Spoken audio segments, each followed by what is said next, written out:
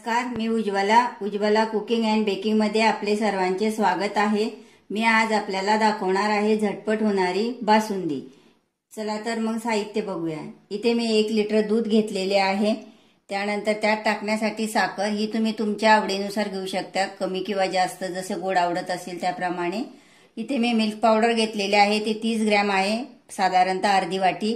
3-4 केसरच्या काड्या मी गरम दुधात टाकून घेतलेल्या आहे।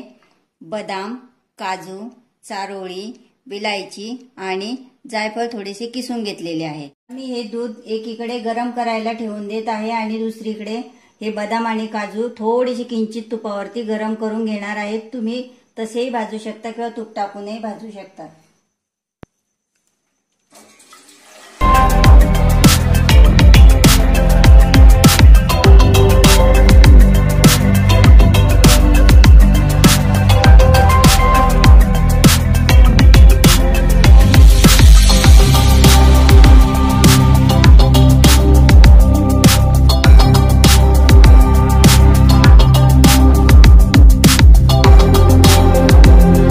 दुधाला येथे उकळ आलेले आहे, आपण बघू शकता। मी यातील थोडेसे दूध मिल्क पावडर मध्ये टाकून मिक्स करून घेणार आहे, कारण मिल्क पावडर तशीच दुधात टाकली तर दुधामध्ये गोळे गोळे तयार होईल आणि आपल्याला ते नकोय।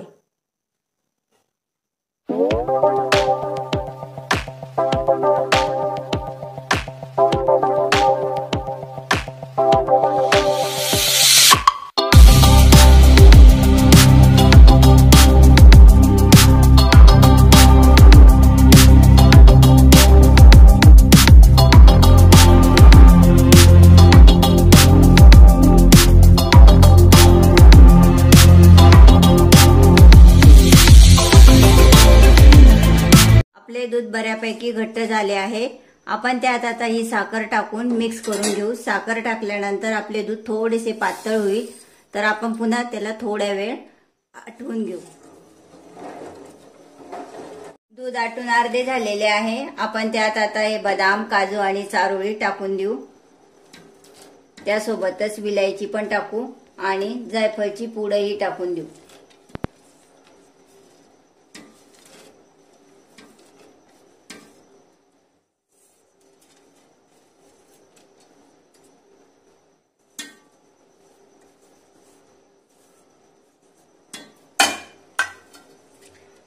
हे जे आपण केसरचे दूध केलेले आहे ते पण आता त्यात टाकून देऊ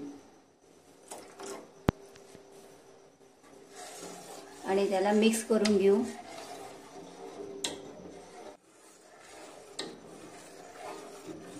बासुंदी तयार झालेली आहे। आपण ती आता बाउल मध्ये ओतून घेऊया आणि आता जरी ती थोडीशी पातळ वाटत असली तरी थंड झाल्यानंतर ती घट्ट होईल।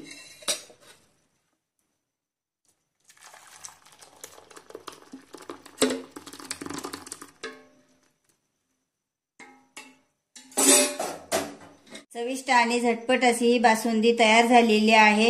ही रेसिपी तुम्ही घरी नक्की ट्राय करा आणि माझा हा व्हिडिओ आवडल्यास लाईक करा, शेअर करा, कमेंट करा आणि उज्ज्वला कुकिंग अँड बेकिंग हे चॅनल सबस्क्राइब करायला विसरू नका। धन्यवाद।